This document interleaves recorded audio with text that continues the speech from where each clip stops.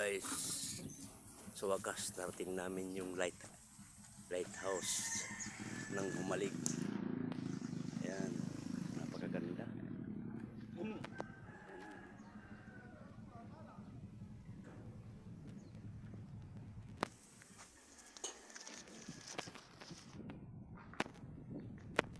Pwede maligo pala. May ano?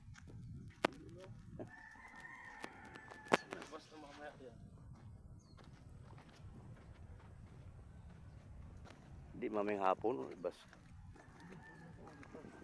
Ha?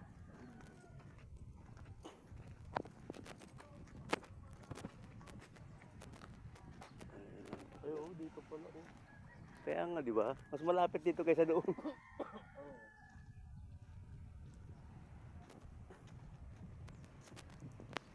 Ay, igit ka tayo na. Napakaganda.